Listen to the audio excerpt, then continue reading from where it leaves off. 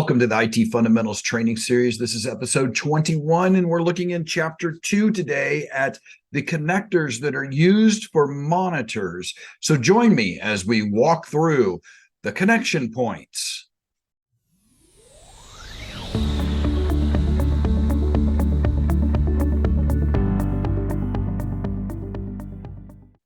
Welcome to the IT Fundamentals Training Series. We're in Chapter 2. This is episode 21 overall, and we're moving our way through and starting on page 71 and looking forward to 75. That's where we're going to end up in 71 through 75. And we're going to talk about video connectors today. They spend quite a lot of time in this book talking about the different video connectors. And the reason for that is because over the years, these connectors have changed many different times. It used to be that computers could only attach to certain types of devices to act as monitors, and that was typically a CRT or a projector, the cathode ray tube or the projector. And so as we've moved on, we've been moving into digital environments, and those CRTs are more analog type of environments. So different type of connectors have existed. So the book calls these video connectors. I call them just simply connection points or cables for connecting. But let's just take a look at a couple of these as we move our way through. So first of all, we're going to look at the VGA, or Video Graphics Array Connector. Prior to the year 2000 or maybe even 2005 or thereabouts, the VGA was the standard connector. In fact, if you look on the back of most digital monitors today, they still have VGA option for connectors that will allow you to connect from your monitor to the computer. These connectors were not digital. They were more of an analog type of format, if you will. And if you look at figure 2.4 on the book on page 71, you'll see both a male and a female connector there. You can see that the male connector has multiple pins in it. In fact, it's a 15-pin video connector.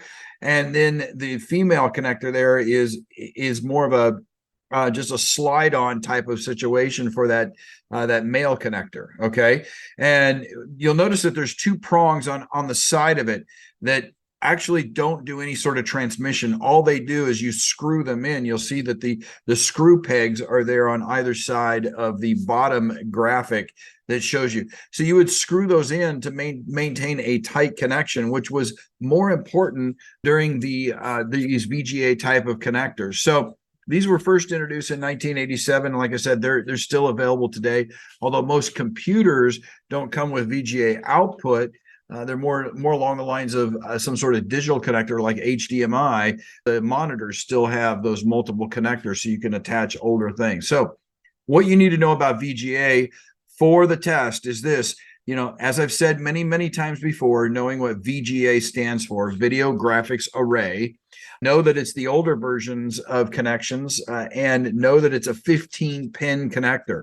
So these also know that they are typically blue in color. So, you know, color coding was one way to kind of idiot-proof this the computers, because bending those little prongs or those little pins that are inside of these connectors will ruin the cable. And the cables used to be permanently attached on one end to the monitor, and then you would attach it to the computer with this 15-pin attachment point here.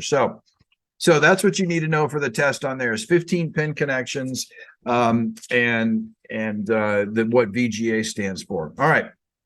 Moving on from VGA, we kind of take a step up into DVI, and that's where we started moving into the digital visual interface. So really what DVI is, if you kind of think of it as it's a VGA in a digital format. And the reason I say that is because if you look at figure 2.5, you'll see that the DVI connector is very similar to the VGA connector. It has pins on the inside of it. There's those little posts on the outside that you can screw in to maintain connectivity. And this one was first introduced in 1999. Right. The only thing that you need to know here is, again, what digital visual interface stands for, and the fact that this is kind of moving digital into the VGA, or the VGA into the digital technology. Very similar format. Again, you'll find these on the back of lots of monitors these days, and on some computers, although Many times these have also been replaced now.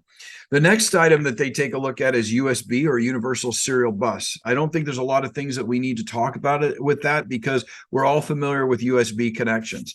Now, the one thing that I will identify here is that the very next one is the HDMI, or the high definition multimedia interface. Most computers have moved to that HDMI type of interface for display ports, or visual connectors, if you will, or video connectors. USB is capable of doing that, but here's the thing: USB is not capable of transmitting things at high speed. According to the book here, it's only about 12 megabits per second because it's using USB 1.1 technology. You could potentially move up to the 2.0 technology with the 480 megabits per second, but that's still relatively slow when you're doing gaming and you're wanting to have a fast connection, or even if you're just watching video on your computer. So keep that in mind as you're thinking about how you want to connect your computer to your monitor. You really want to lean towards this HDMI method, and that's where we should focus on here. So HDMI was introduced in 2002 and has some considerable data rates, which is why we use them to connect our various peripherals, to use that term, to our TVs. We use these HDMI cables to connect our satellite boxes and our cable boxes up to our TVs. The Apple TV devices use HDMI to communicate to our TVs in our home. That's because the data rate on that is incredibly fast. HDMI 2.1 supports both 4K and 8K video, which is at high rate of speed, as well as a high definition type of scenario. You're looking at 48 gigabits per second as a transmission speed. So those HDMI is probably the standard connection that you're going to look at and utilize today. Now, moving on, there's a couple of other connectors that we need to take a look at that are called display ports, and they have display ports, mini display ports, and Thunderbolts. All right. If you take a look over on page 74, item figure 2.7, or even figure 2.8, there's some different types of connectors here.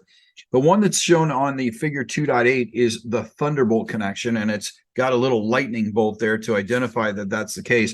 And this one looks like a USB port. In fact, USB is sitting right next to it, so you can compare in that figure 2.8. But you'll notice it's a little bit skinnier, and it has those little angles down at the bottom. Now, a lot of people confuse Thunderbolt ports with HDMI, because HDMI is actually about the same size as USB, slightly larger, but has those down angles as well. So keep in mind that the smaller one is the smaller one with the down angles is actually the Thunderbolt connection. So what are we looking at with the Thunderbolt as far as testing is concerned? Honestly, just knowing that it exists and that it's a part of the DisplayPort technology.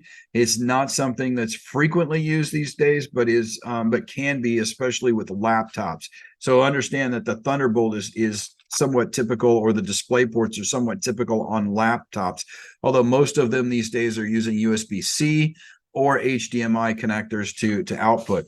The reason that the HDMI has become the de facto standard is because, especially with laptops, any type of device, you can buy any type of monitor or display device now with HDMI, because you're able to connect it to a TV. So if you're doing a presentation and you're in a church, you're in a business type of environment, most of those connections are done through USB, and it's fairly easy for that connection. Pretty much just plug it in and the computer will typically recognize it.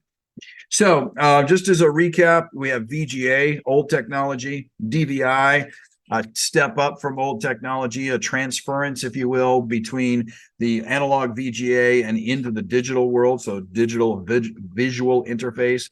USB ports were used for a while, but the de facto standard is HDMI. For most systems, you might run into the DisplayPort or the mini DisplayPort or the Thunderbolt on some laptops. All right. So that's it for today's lesson. I would recommend that you take a look at exercise 2.1 on how to adjust the desktop monitor. This is where it gives you a little bit of experience on how to duplicate monitors and the difference between duplication and extending the desktop. So when you're extending the desktop, you got two monitors and you're actually creating one big monitor across there. Whereas in duplication, you're literally having two monitors that are showing the same thing. And then projector mode is quite frequently an extended display as well. So take a look at that, especially on a laptop. Look at exercise 2.1 and 2.2 that will allow you to learn how to identify your monitors and the importance of those. All right. Next, in episode 22, we're going to take a look at external storage and communication connectors. So in other words, we're going to take a look at USB flash drives and SD memory cards and things along those lines.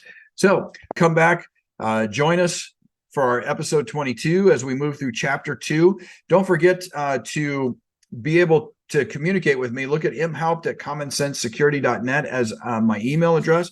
Please reach out. Please subscribe.